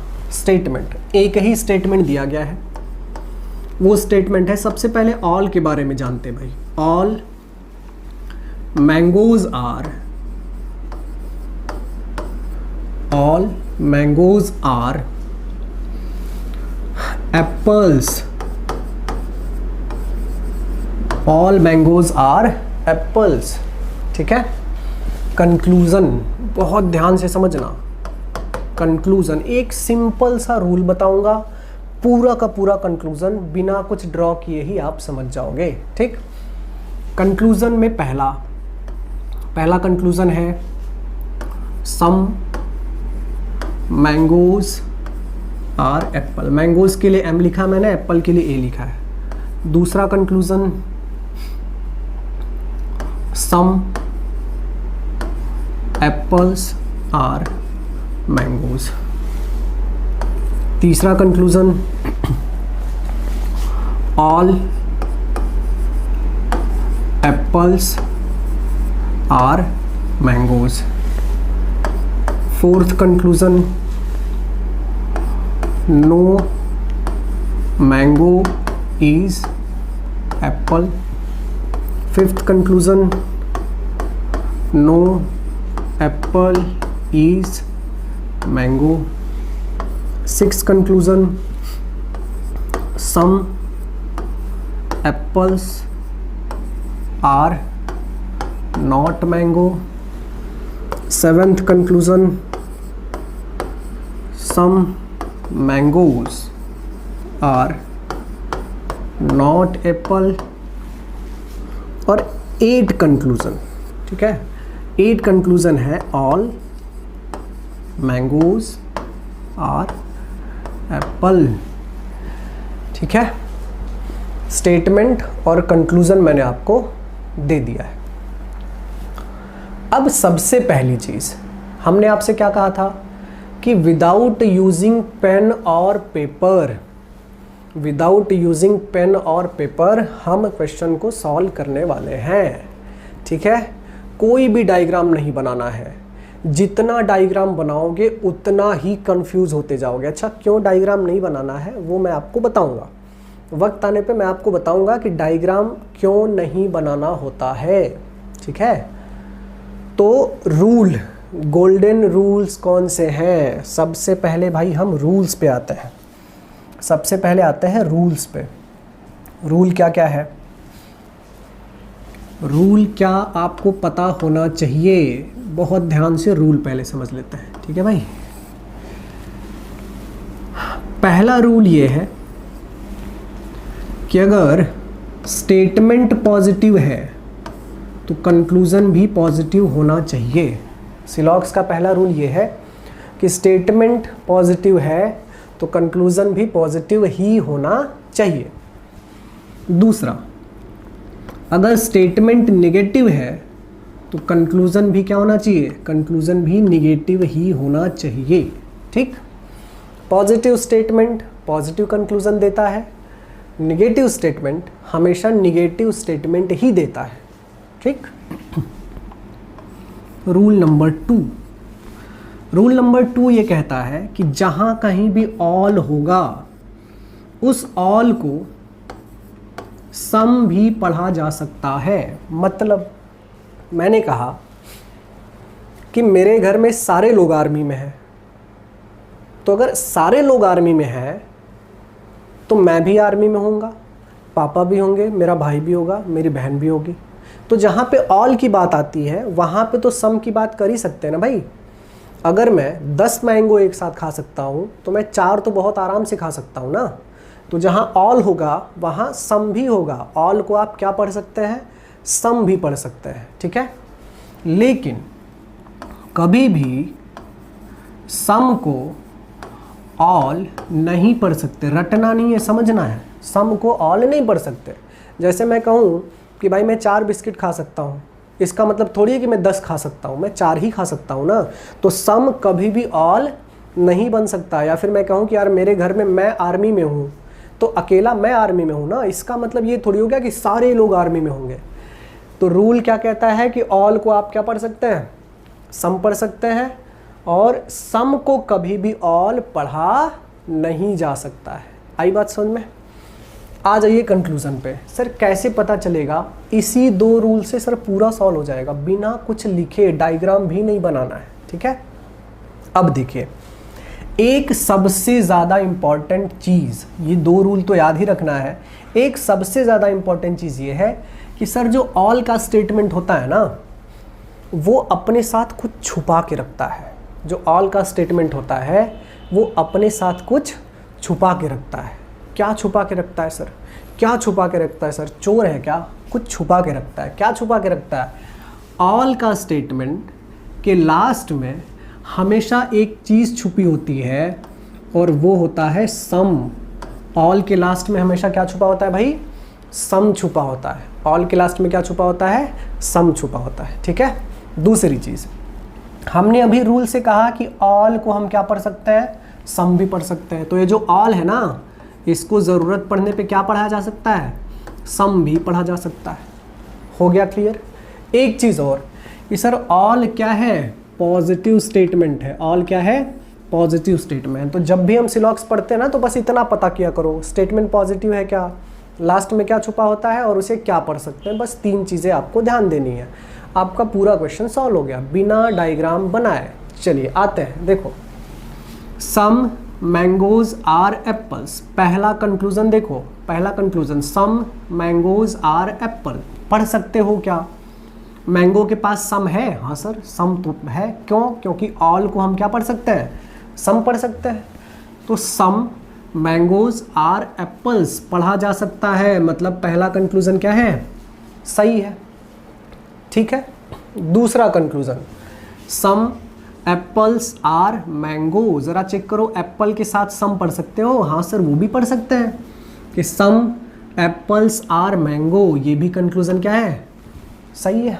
ठीक है, अच्छा, ऑल एप्पल आर मैंगो, तीसरा conclusion, all apple are mango, क्या एप्पल के साथ ऑल है? सर एप्पल के साथ ऑल है क्या? नहीं सर, एप्पल के साथ तो ऑल है ही नहीं, एप्पल के साथ क्या है, सम है। तो ऑल वाला जो कंक्लूजन होगा वो क्या होगा, रॉन्ग होगा। क्या होगा, रॉन्ग होगा। ठीक है, अच्छा, नो मैंगो इज एप्पल। अब रूल नंबर 1 जो था हमारा, रूल नंबर 1 जो था वो ये था कि अगर स्टेटमेंट पॉजिटिव है तो कंक्लूजन भी पॉजिटिव ही होना चाहिए। हमारा स्टेटमेंट ऑल क्या है, पॉजिटिव है, तो वही कंक्लूजन सही हो सकता है जो कि क्या हो, पॉजिटिव हो। लेकिन फोर्थ वाला जो कंक्लूजन है वो तो निगेटिव है, क्योंकि इसके साथ नो लगा है। फिफ्थ वाला जो कंक्लूजन है वो भी निगेटिव है, इसके साथ भी नो लगा है। सिक्स वाला कंक्लूजन है, इसमें सम नॉट लगा है, तो ये भी निगेटिव है। सेवेंथ वाले कंक्लूजन में भी सम नॉट लगा है, मतलब ये भी क्या है, निगेटिव है। ऐसा कैसे हो सकता है सर? पॉजिटिव स्टेटमेंट अगर पॉजिटिव ही कंक्लूजन देगा तो निगेटिव वाले कंक्लूजन सारे के सारे क्या हो जाएंगे, रॉन्ग हो जाएंगे। क्या हो जाएंगे भाई, रॉन्ग हो जाएंगे। एकदम सिंपल मेथड है। ठीक है, 8th वाला स्टार मार्क करिए, ज़रूरी है। 8th वाले में कंफ्यूजन था लोगों को। देखो, स्टेटमेंट में भी ऑल मैंगोज आर एप्पल दिया गया है और कंक्लूजन में भी ऑल मैंगोज आर एप्पल दिया गया, मतलब दोनों सेम है। स्टेटमेंट भी वही है और कंक्लूजन भी वही है। इसको हम रीस्टेटमेंट बोलते हैं भाई। क्या बोलते हैं इसको हम बोलते हैं रीस्टेटमेंट। क्या बोलते हैं, रीस्टेटमेंट। ठीक है, इसको रीस्टेटमेंट बोलते हैं। और याद रखिए कि रीस्टेटमेंट हमेशा क्या होगा, गलत होगा। रीस्टेटमेंट हमेशा गलत होगा। अगर आपसे कोई इस बात पे डिस्कशन भी कर लेता है कि यार नहीं रीस्टेटमेंट सही होता है, देखो बिल्कुल क्लियर करता हूँ मैं। रीस्टेटमेंट IBPS के एग्ज़ाम में, क्योंकि इस पे RTI डाल के कई लोग पूछ चुके हैं कि भाई IBPS जब आप पेपर चेक करते हो तो रीस्टेटमेंट को क्या मानते हो, तो IBPS ने साफ साफ मेंशन किया है कि रीस्टेटमेंट को हम लोग गलत कंसिडर करते हैं। तो रीस्टेटमेंट हमेशा क्या होगा भाई, गलत होगा। स्टार मार्क है, देख लीजिए बहुत ध्यान से, सारे रूल बहुत अच्छे से देख लीजिए। ठीक है, आप लिख सकते हैं।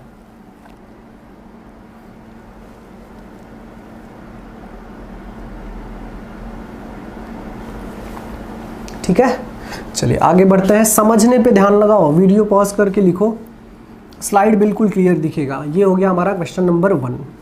रूल बहुत ध्यान से समझना है, रूल हमने आपको लिखवा दिया है। चलिए आगे चलते हैं भाई। Question number 2। क्वेश्चन नंबर 2 का स्टेटमेंट, ऑल के बारे में पढ़ चुके हैं, सम के बारे में पढ़ते हैं। Some mangoes are apples. Some mangoes are apples. Conclusion, पहला कंक्लूजन है ऑल मैंगोज आर एप्पल्स। दूसरा कंक्लूजन है ऑल एप्पल्स आर मैंगोज। तीसरा कंक्लूजन है some apples are mangoes. Fourth conclusion है कि no mangoes are apples. Fourth के बाद फिफ्थ कंक्लूजन है no apple are mangoes. Sixth conclusion है some apples are not mangoes. और 7th कंक्लूजन है कि some mangoes are not Apple.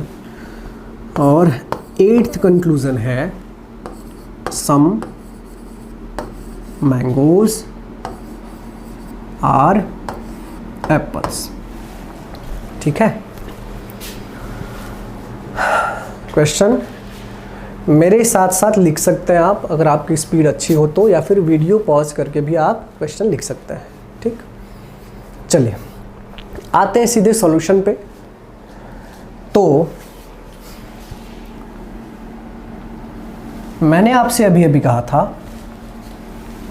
कि आपको ये चेक करना है कि स्टेटमेंट पॉजिटिव है कि निगेटिव। तो सम एक पॉजिटिव स्टेटमेंट है। ठीक, दूसरा क्या चेक करना है? सम को दूसरा कुछ पढ़ सकते हैं क्या हम? नहीं सर, पिछले रूल में मैंने आपको बताया था कि ऑल को तो सम पढ़ सकते हो, लेकिन सम को ऑल नहीं पढ़ सकते हैं। ठीक है, और एक लास्ट चीज कि जैसे सर ऑल के लास्ट में सम छुपा होता था, वैसे ही ये जो सम वाला स्टेटमेंट है इसके लास्ट में क्या छुपा होता है?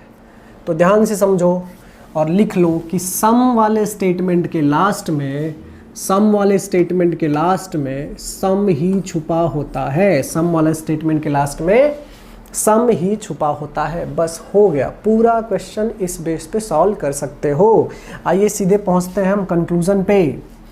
देखो, ऑल मैंगोज आर एप्पल्स, क्या मैंगो के पास ऑल है क्या? नहीं सर, क्योंकि सम को ऑल नहीं पढ़ सकते, तो ये कंक्लूजन रॉन्ग हो जाएगा। ठीक है, ऑल एप्पल्स आर मैंगोज, क्या एप्पल के पास ऑल है क्या? नहीं सर, एप्पल के पास भी ऑल नहीं है, उसके पास तो सम है, तो ये कंक्लूजन भी रॉन्ग हो जाएगा। ठीक है, सम एप्पल्स आर मैंगो, जरा देखो एप्पल के पास सम है क्या? तो सर एप्पल को हम सम पढ़ सकते हैं, तो सम एप्पल्स आर मैंगो क्या हो जाएगा भाई? सही हो जाएगा। ठीक, 4th, no mango are Apple. अब समझने वाली बात यह है कि सर हमारा स्टेटमेंट तो पॉजिटिव है, जबकि 4th वाले में नो है, 5th वाले में नो है, 6th वाले में सम नॉट है, और 7th वाले में भी सम नॉट है। ये सारे के सारे निगेटिव स्टेटमेंट हैं। ये सारे के सारे क्या है भाई? निगेटिव स्टेटमेंट है। तो अगर कंक्लूजन स्टेटमेंट हमारा पॉजिटिव है तो कंक्लूजन भी क्या होना चाहिए? पॉजिटिव ही होना चाहिए। इसलिए ये सारे के सारे कंक्लूजन क्या है? रॉन्ग है भाई। सारे के सारे कंक्लूजन क्या है? रॉन्ग है। ठीक, और 8th वाला फिर से ज़रा चेक कर लो। स्टेटमेंट भी है कि some mangoes are Apple, conclusion भी है सम मैंगोज आर एप्पल, मतलब इसको हमने क्या नाम दिया था भाई? री स्टेटमेंट। ये कौन सा है? री स्टेटमेंट है, और री स्टेटमेंट हमेशा क्या होता है? रॉन्ग होता है। क्लियर हो गया? यानी अब देखो, हम कौन सा सही है वो देख रहे हैं और कौन सा गलत है वो देख रहे हैं। ठीक है, तो इस 8 कंक्लूजन में सिर्फ और सिर्फ 3rd वाला सही है ना। तो आपसे अगर ये क्वेश्चन में पूछा जाएगा कि which of the following conclusion follows, तो आप क्या लिखोगे? आप इसका आंसर लिखोगे ओनली 3rd फॉलोज। क्या लिखोगे भाई? Only 3rd follows. ठीक है, ओनली 3rd फॉलोज। अब एक चीज़ और समझो कि जो सर करेक्ट था उसको तो आपने फॉलो लिख दिया। अच्छा, जो रॉन्ग किया है हमने, ध्यान से समझना मेरी बात को, ये जो रॉन्ग किया है हमने, ये जो क्रॉस किया है, ये क्या है? अगर करेक्ट वाला फॉलो है तो रॉन्ग वाला क्या होना चाहिए? बहुत सारे बच्चे उसको डज नॉट फॉलो समझते हैं। बड़े ध्यान से समझना मेरी बात। ये जो क्रॉस किया है आपने, ये डज नॉट फॉलो नहीं होगा। आपको सिर्फ फॉलो पूछा गया है तो फॉलो आपने लिख दिया, लेकिन दिमाग में ये रखना है कि ये जो क्रॉस किया है ना, ये सब हमने, ये वाला क्रॉस है, ये वाला क्रॉस है, तो जो क्रॉस होता है ना भाई, वो डज नॉट फॉलो नहीं होता, वो होता है कांट से। क्या होता है भाई? Can't say. कांट से का मतलब मुझे नहीं पता इसके बारे में। ठीक है, क्यों? क्योंकि आपको सिर्फ ये पूछा गया है कि फॉलो कौन सा हो रहा है, आपने बता दिया कि भाई कौन सा फॉलो हो रहा है। जो क्रॉस है उसके बारे में मुझे नहीं पता। यही एटीट्यूड रखो कि कांट से कुछ नहीं कह सकते भाई, मुझे नहीं पता। वो डज नॉट फॉलो नहीं होगा। डज नॉट फॉलो की कंडीशंस अलग होती हैं। आई बात समझ में आपके? आप लिख सकते हैं, लिख लीजिए, ठीक है। वीडियो पॉज करके भी आप इसको लिख सकते हैं। आपको मैं पूरा स्क्रीन एक बार दे दूंगा, आप वीडियो पॉज करके लिख सकते हैं। चलिए आगे चलते हैं भाई।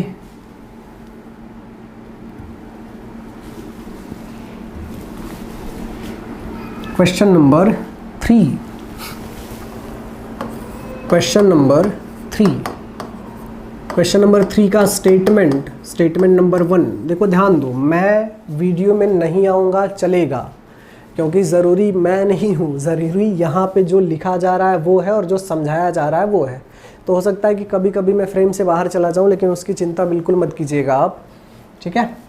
स्टेटमेंट है नो मैंगोज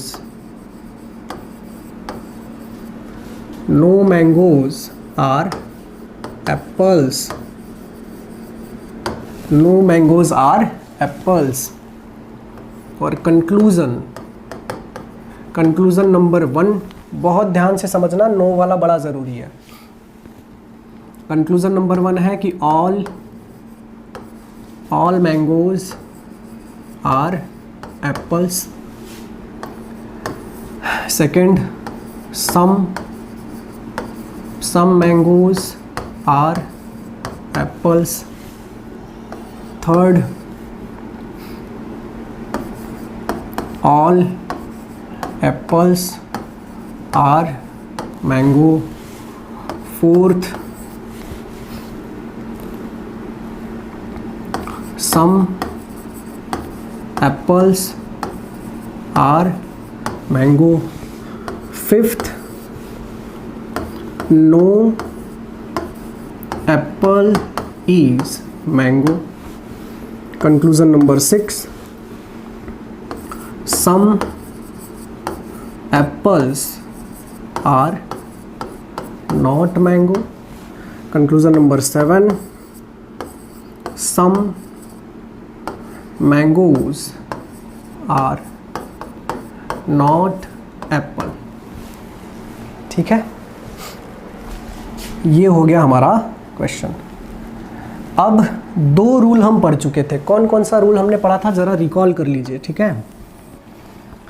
रूल नंबर 1 हमने पढ़ा था कि पॉजिटिव स्टेटमेंट है तो कंक्लूजन भी पॉजिटिव देगा। रूल नंबर 2 पढ़ा था कि नेगेटिव स्टेटमेंट है तो कंक्लूजन भी क्या देगा, नेगेटिव देगा। रूल नंबर 2 हमने ये पढ़ा था कि जहाँ भी ऑल होगा, ऑल को हम क्या पढ़ सकते हैं, सम पढ़ सकते हैं, लेकिन सम को कभी भी ऑल नहीं पढ़ा जा सकता, ठीक है। अब रूल नंबर 3 आ गया कि जहाँ भी नो लिखा होगा उस नो को सम नॉट पढ़ा जा सकता है। SN लिखा मैंने, SN का मतलब सम नॉट। रटने वाली बात नहीं है, समझो अब मेरी बात को। नो से सम नॉट बन सकता है। जैसे अगर मैंने कहा कि भाई मैं 10 बिस्किट खा ही नहीं सकता, तो 10, अगर मैं 10 नहीं खा सकता तो हो सकता है मैं 2 भी ना खा पाऊँ, 3 भी ना खा पाऊँ, मास्टर स्टेटमेंट हो गया। या फिर दूसरे एग्जाम्पल से समझिए, अगर मैंने कहा कि मेरे घर में 10 लोग हैं और 10 में से कोई भी आर्मी में नहीं है, no one is in army, कोई भी आर्मी में नहीं है, तो कोई भी नहीं का मतलब क्या, मैं भी नहीं होऊंगा, मेरे फादर भी नहीं होंगे, मेरे ब्रदर भी नहीं होंगे। तो जहाँ नो होगा वहाँ सम और नॉट तो पढ़ा जा सकता है ना। नो वन का मतलब सम नॉट तो हो सकता है कि जहाँ कोई भी नहीं है वहाँ कुछ लोग भी नहीं होंगे, तो जहाँ नो होगा उसे हम सम नॉट लिख सकते हैं।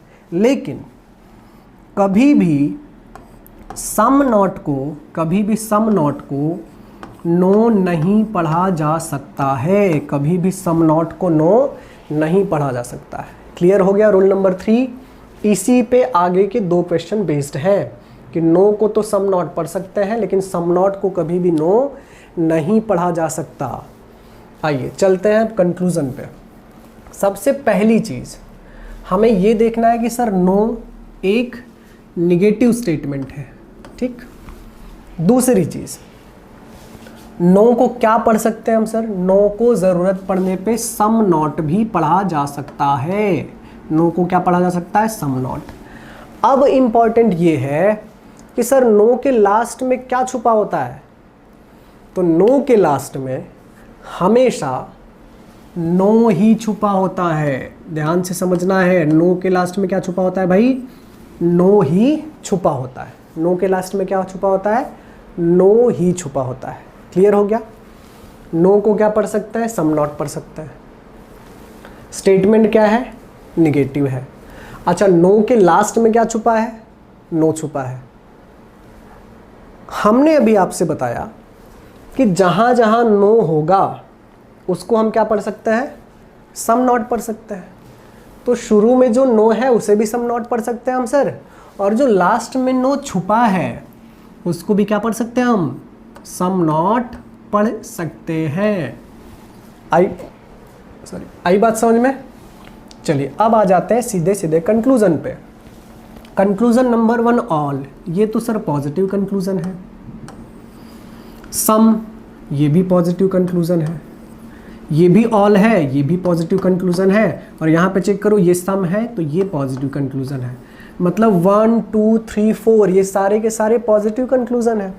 हमने अभी अभी पढ़ा है कि अगर स्टेटमेंट निगेटिव है तो कंक्लूजन भी क्या होना चाहिए, निगेटिव ही होना चाहिए। क्या पढ़ा हमने कि अगर स्टेटमेंट निगेटिव है तो कंक्लूजन भी निगेटिव होना चाहिए। तो ये जो सारे पॉजिटिव कंक्लूजन है ये क्या हो जाएंगे, ये भाई रॉन्ग हो जाएंगे। फर्स्ट वाला भी रॉन्ग है, सेकंड वाला भी रॉन्ग है, थर्ड वाला भी रॉन्ग है और फोर्थ वाला भी रॉन्ग है। क्लियर है। तो ये चारों के चारों क्या हो गए भाई, रॉन्ग हो गए। ठीक। फिफ्थ कंक्लूजन पे आइए। No apple is mango. जरा देखिए कि एप्पल के पास नो पढ़ सकते हैं क्या, एप्पल के पास नो है ना, हाँ सर पढ़ सकते हैं। नो एप्पल इज मैंगो, ये तो पढ़ सकते हैं सर। यानी फिफ्थ वाला कंक्लूजन क्या है भाई, सही है। सिक्स्थ पे आइए। सम एप्पल आर नॉट मैंगो। देखो एप्पल को सम नॉट पढ़ना है तो क्या एप्पल के साथ सम नॉट पढ़ सकते हैं, हाँ सर एप्पल तो है, एप्पल के पास नो था और उस नो को क्या पढ़ सकते हैं हम, सम नॉट पढ़ सकते हैं सर। तो एप्पल को नो भी पढ़ा जा सकता है और एप्पल को क्या पढ़ा जा सकता है, सम नॉट भी पढ़ा जा सकता है। तो सम नॉट जो एप्पल के साथ है कि सम एप्पल और नॉट मैंगोज, ये भी क्या होगा, सही होगा। क्लियर है। एप्पल के पास नो भी है और एप्पल के पास क्या है, सम नॉट भी। अच्छा रटना नहीं है, देखो एक चीज़ और क्लियर कर रहा हूँ मैं, ये जो मैं आपको बोल रहा हूँ ना कि इसको क्या पढ़ सकते हैं, इसके लास्ट में क्या होता है, ये रटना नहीं है। प्रैक्टिस इतनी कर लेंगे ना कि आपको सामने सामने दिखना शुरू हो जाएगा। और ये लिखने की भी ज़रूरत नहीं है आपको। आप ऐसा सोच रहे हो सर एग्ज़ाम में कहाँ लिखेंगे, लिखने की भी ज़रूरत नहीं है, सब कुछ देखते ही समझ में आ जाएगा। पेशेंस रखो, एक टाइम ऐसा आएगा ना 2-4 क्वेश्चन के बाद कि वो लिखने की भी ज़रूरत नहीं पड़ती है, बिना लिखे ही आप समझ जाते हो कि उसके लास्ट में क्या है। लेकिन बेसिक करने के लिए, आपको समझ में आए इसके लिए मैं लिख रहा हूँ कि कोई डाउट ही ना बचे। ठीक है। 7th पे आइए। सम मैंगोज आर नॉट एप्पल। क्या सर मैंगो के साथ सम नॉट है क्या, मैंगो के साथ सम नॉट है क्या, तो सर यहाँ मैंगो है, मैंगो के पास जो नो है उसको क्या पढ़ सकते हैं हम, सम नॉट पढ़ सकते हैं ना। तो ये मैंगोज आर एप्पल को हम पढ़ सकते हैं ना, सम मैंगोज आर नॉट एप्पल। तो सर मैंगो को भी सम नॉट पढ़ा जा सकता है। मतलब ये वाला कंक्लूजन भी क्या है, सही है। क्लियर हो गया। यानी इसका आंसर आपसे अगर पूछा जाए कि कौन कौन सा फॉलो होता है, which of the following follows, तो आप लिखोगे कि 5th 6th and 7 follows, 5th 6th and 7 follows। ठीक है। आई बात समझ में। जो रॉन्ग हुआ है उसके बारे में सोचना ही नहीं है। क्लियर हो रहा है, सब कुछ क्लियर हो रहा है। तो नो वाला जो स्टेटमेंट था उसके बारे में भी हमने बहुत अच्छे से समझ लिया है, आप लिख सकते हैं। ठीक।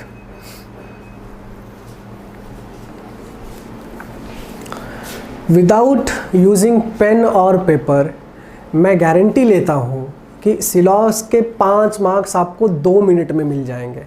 बस एक बार हमारा बेस तैयार हो जाने दो। जितना मजबूत बेस होगा ना भाई, इमारत उतनी ही बुलंद होगी। ठीक है। चलिए आगे चलते हैं।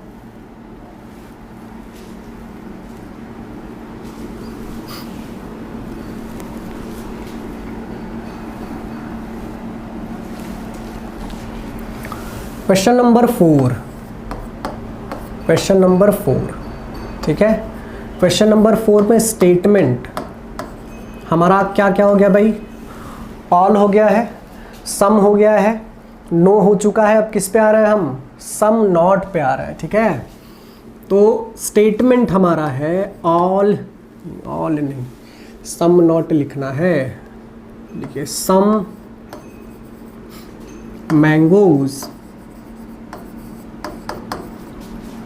Are not apples.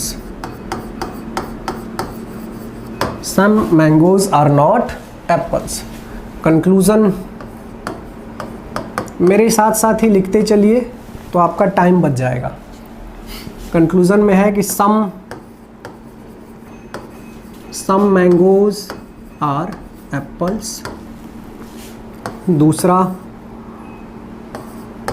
Some apples are mangoes. तीसरा, all mangoes are apples. Fourth, all apples are mango. Fifth, some apples are not mango. Six, some mangoes are not apple. 7, no mango is apple. और 8, no apple is mango. Some not के statement के बारे में हम समझ रहे हैं। 8 conclusion आपके सामने है। मैंने आपसे कहा था कि डायग्राम से हम नहीं पढ़ने वाले हैं, हम विदाउट पेन और पेपर क्वेश्चन को सॉल्व करने वाले हैं। डायग्राम से हम क्यों नहीं पढ़ना चाहते, आपको इस वाले एग्जाम्पल में, इस वाले क्वेश्चन में समझ में आ जाएगा कि डायग्राम से क्यों नहीं पढ़ना है, ठीक है। सबसे पहली चीज़, ये क्वेश्चन मैं डायग्राम से थोड़ा ड्रॉ करता हूँ। देखो, कभी कभी कंफ्यूज होना बड़ा ज़रूरी है चीज़ों को क्लियर समझने के लिए।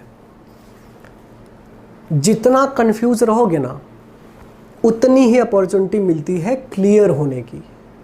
कंफ्यूज होके क्लियर होना ज़िंदगी भर नहीं भूलता। हाँ, वो बात अलग है कि आप कंफ्यूज ही होते चले गए, ठीक है। मैं आपको थोड़ा सा कंफ्यूज करने वाला हूँ, उसके बाद मैं आपको क्लियर करूँगा। ये बड़ा ही सही और लाउड मैसेज होगा कि हम विदाउट डायग्राम क्यों पढ़ना चाहते हैं, ठीक है। देखो, some mangoes are not Apple, समझना मेरी बात को। अगर मैं इसका डायग्राम ड्रॉ करूं तो सम नॉट का डायग्राम कैसा कैसा हो सकता है। डायग्राम से पढ़ना बहुत खतरा है भाई। डायग्राम से पढ़ने में ना, क्या सही है क्या गलत है आप उस लेवल तक नहीं सोच पाते। इजी है तब तो चलो डायग्राम बना लिया, लेकिन जब ऐसे लेवल का क्वेश्चन पूछा जाता है ना कि जहाँ पे 1-1, 2-2 मार्क्स के लिए मारामारी होती है, जहाँ सिलेक्शन की बात आती है, जहाँ अच्छे क्वेश्चन बन जाते हैं ना, वहाँ डायग्राम फेल हो जाता है। डायग्राम आपका हाथ छुड़ाएगा और भग जाएगा, बोलेगा भाई तुम संभालो, हम तुम्हारी नैया पार नहीं लगा सकते हैं। डायग्राम कंफ्यूज करता है। क्यों करता है समझिए। अगर सम नॉट का मैं डायग्राम बनाऊँ, सम मैंगोज आर नॉट एप्पल, देखो समझो मेरी बात को, तो मैं 3 टाइप से डायग्राम बना सकता हूं इसका। ये हो गया एप्पल और ये हो गया मैंगो, ठीक है। मुझे क्या दिखाना है, सम मैंगोज आर नॉट एप्पल। तो यहां वाला जो मैंगो है वो एप्पल नहीं है, दिख रहा है ना, सम मैंगोज आर नॉट एप्पल। दूसरा कैसे बना सकता हूं मैं, देखो दूसरा ऐसे बना सकता हूं मैं, ये हो गया मैंगो और ये हो गया एप्पल। यहां भी बड़े ध्यान से चेक करो, यहां का जो मैंगो है वो एप्पल नहीं है, तो यहां भी सर सही सही बन रहा है कि some mangoes are not Apple. कितने डायग्राम बना दिए भाई मैंने? 2। एक और डायग्राम बनाता हूं मैं, ठीक है।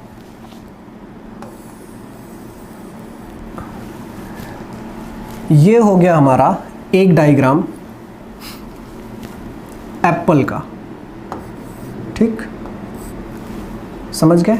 अच्छा, इसमें एक गैप है भाई छोटा सा, इसमें एक गैप है छोटा सा, वो मैंगो का है। इमेजिन करो कि एक बड़ा सा बॉल है, बिल्कुल पूरी तरीके से अच्छे से भरा हुआ, लेकिन उसमें एक छोटा सा ऐसा और स्पेस है जो खाली है। तो ये भी कह सकते हो कि यहाँ पे जो मैंगोज हैं वो एप्पल में नहीं है, समझना, ये उसके अंदर नहीं है। ये क्या है कि एक छोटा बॉल है मैंगो, उसके ऊपर एक बड़ा बॉल है, अंदर वाला स्पेस अभी भी पूरा क्या है? खाली है।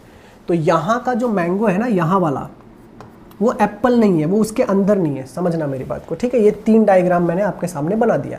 अच्छा, ये छोड़ भी दो, ये अगर मैं रफ भी कर देता हूँ तो ये 2 डायग्राम से भाई बहुत आसानी से क्लियर हो जाता है कि some mangoes are not apple, some mangoes are not apple, ठीक है।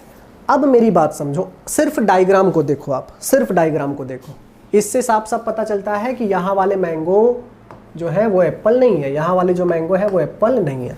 अगर मैं आपसे पूछूं, ये वाला स्टेटमेंट जरा ध्यान से देखो कि सम एप्पल्स आर नॉट मैंगो, ये वाला 5th वाला जो स्टेटमेंट है ना, इसे जरा ध्यान से देखो, सम एप्पल्स आर नॉट मैंगो। तो आप सोचोगे हाँ सर, यहाँ तो दिख रहा है कि यहाँ वाला जो एप्पल है ना, यहाँ वाला, ये मैंगो नहीं है।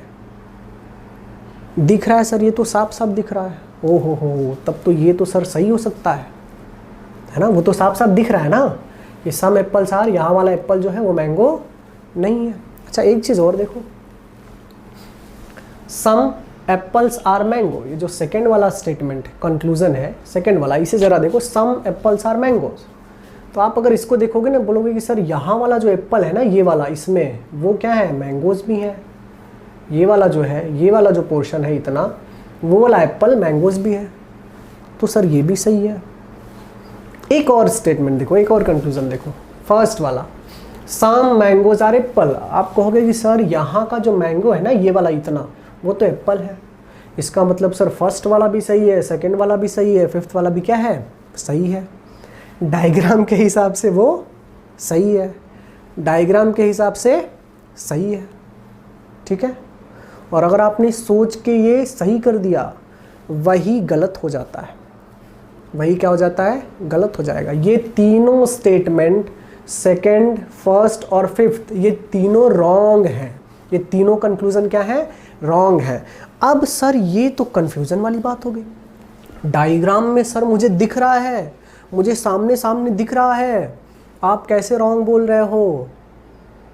वो आपको दिख नहीं रहा है, समझना मेरी बात को, वो आपको दिख नहीं रहा है, आप ज़बरदस्ती उसे देख रहे हो। मैंने बोला था कि सिलॉग्स में सिर्फ उतना ही देखो जितने की ज़रूरत है, लेकिन जब डायग्राम आपके सामने होता है ना, तो आप वो भी देखते हो जो देखना चाहिए और वो भी देखते हो जो नहीं देखना चाहिए। आई बात समझ में? ये फर्स्ट, सेकंड और 5th डायग्राम के हिसाब से सही इसलिए हो रहा है क्योंकि आप उसे ज़बरदस्ती देख रहे हो, उसे देखने की ज़रूरत नहीं है। तो भाई ये जो डायग्राम है ना, बड़ा कंफ्यूज करता है, इसलिए डायग्राम से पढ़ना बहुत ख़तरनाक है। क्यों? क्योंकि डायग्राम आपको वो भी दिखाता है जो देखना चाहिए और वो भी दिखाता है जो आपको नहीं देखना चाहिए। इसलिए डायग्राम से पढ़ने के चक्कर में बिल्कुल मत पढ़ो भाई, बिल्कुल नहीं।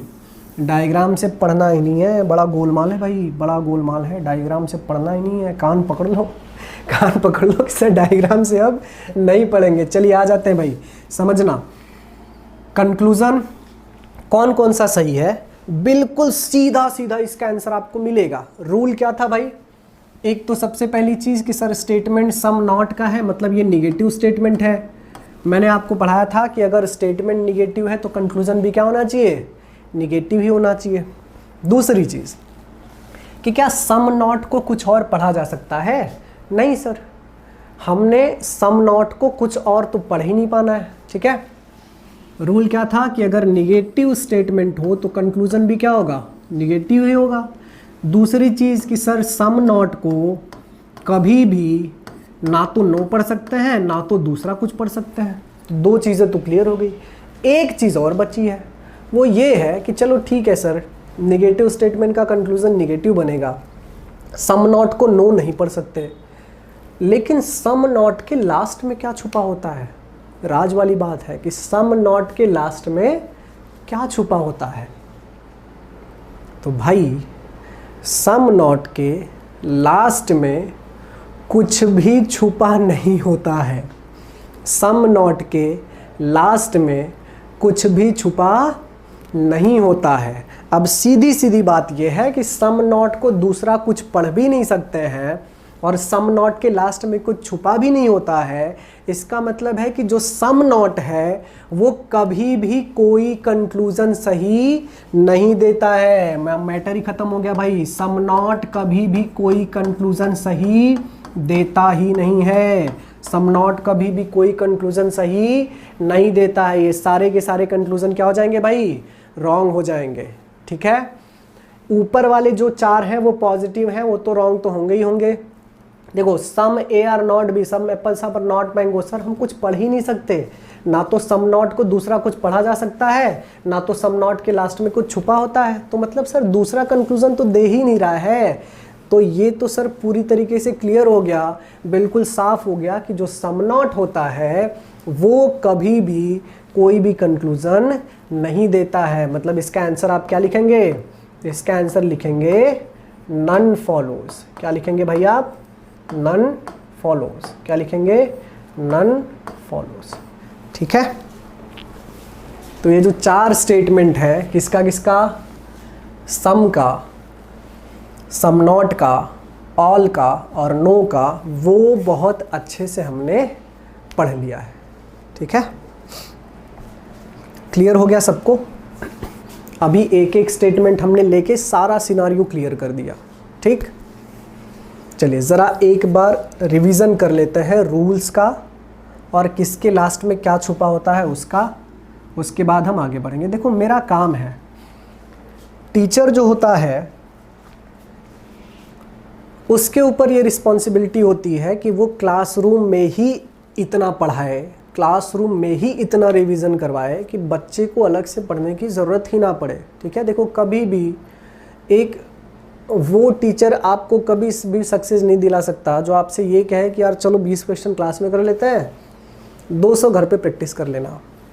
कभी नहीं। जितना एग्ज़ाम में आता है और जहाँ तक एग्ज़ाम में आता है वो सब कुछ क्लास में ही डिस्कस होना चाहिए, तभी जाके बच्चे बहुत अच्छे से प्रिपरेशन कर सकते हैं, तभी बच्चों का कंसेप्ट क्लियर होता है। तो 15-20 क्वेश्चन में पूरा टॉपिक क्लियर हो जाए ये हो ही नहीं सकता। जब हम लोग स्टूडेंट थे तब भी नहीं हुआ था, चाहे जितना शार्प माइंड हो। मैं क्लियरली बोल रहा हूँ, पढ़ने में जो बहुत स्ट्रांग है वो भी, जो पढ़ने में थोड़े वीक हैं वो भी, उनके लिए भी 15-20 क्वेश्चन के बाद क्लास से बाहर कुछ करना होता तो भाई वो क्लास ज्वाइन ही क्यों करते। तो ये क्लास हम इस लेवल पे लेके जाएंगे कि क्लासरूम में आप जितना पढ़ रहे हो ना उससे बाहर एग्ज़ाम में कुछ आ ही नहीं सकता। तो आप बिल्कुल निश्चिंत हो के जितना क्लास में करवाया जा रहा है वो सब करो। रिवीजन भी हम क्लास में ही करेंगे। ठीक है, चलिए अभी तक हमने क्या क्या पढ़ा है वो सारी चीज़ें ज़रा रिवाइज़ कर लो मेरे साथ। रिवाइज़ करना, लिखने की ज़रूरत नहीं है। सर हमने रूल पढ़ा है, रूल पढ़ा है कि अगर स्टेटमेंट पॉजिटिव हो तो कंक्लूज़न भी पॉजिटिव ही होता है, स्टेटमेंट निगेटिव हो तो कंक्लूज़न भी क्या होता है भाई? निगेटिव ही होता है। दूसरा रूल हमने अभी भी पढ़ा है सर कि जो ऑल होता है, ऑल को हम क्या पढ़ सकते हैं? सम पढ़ सकते हैं। अच्छा, उसी के साथ एक चीज़ और पढ़ी है हमने कि जो ऑल वाला स्टेटमेंट होता है ना, ऑल वाले स्टेटमेंट के लास्ट में सम छुपा होता है। ऑल वाले स्टेटमेंट के लास्ट में क्या छुपा होता है? सम छुपा होता है। ठीक,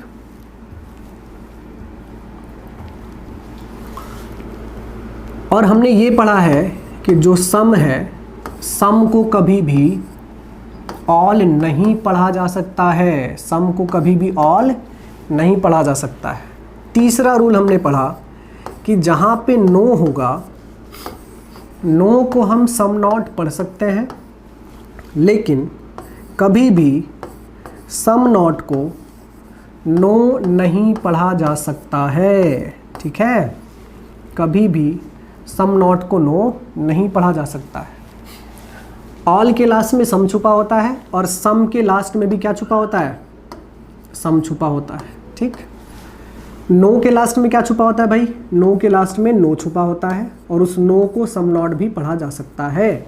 और सम नॉट के लास्ट में क्या छुपा होता है भाई, कुछ भी नहीं छुपा होता है। यही 3 बेसिक रूल सिलॉक्स में हमें पढ़ने हैं। इसके अलावा सिलॉक्स में कुछ भी नया नहीं है। ये 4 क्वेश्चन से पूरा का पूरा हमारा बेस क्लियर हो गया। एक ऐसा क्वेश्चन हम करने वाले हैं, एक ऐसा क्वेश्चन करेंगे भाई कि जितना अब तक हमने पढ़ा है, ये जो सारे रूल हमने पढ़े हैं ना, ये सारा रूल एक बार रिवाइज हो जाना चाहिए। ठीक बच्चों, अगर आप भी बैंक, एसएससी या फिर रेलवे की तैयारी कर रहे हैं या फिर किसी भी कॉम्पिटिटिव एग्जाम की तैयारी कर रहे हैं और आप चाहते हैं कि आप मैथ्स और रीजनिंग के हर क्वेश्चन सिर्फ और सिर्फ 30 सेकंड में सॉल्व कर पाएं, आप अगर चाहते हैं कि मैथ्स और रीजनिंग का सेक्शन आपका बहुत स्ट्रांग हो जाए, आप अगर चाहते हैं कि मैथ्स और रीजनिंग का आपका स्कोर अच्छा खासा हो जाए और मैथ्स और रीजनिंग बिल्कुल ज़ीरो से लेके एडवांस लेवल तक पढ़ना चाहते हैं, तो बच्चों आज ही प्ले स्टोर से हमारा एप्लीकेशन डाउनलोड कीजिए जिसका नाम है एप्टीट्यूड मैटर्स। बच्चों वहाँ पे मैथ्स और रीजनिंग की कुछ क्लासेस मैंने फ्री में रखी हुई हैं, आप देखिए और आज ही हमसे जुड़िए। आपका बहुत बहुत धन्यवाद।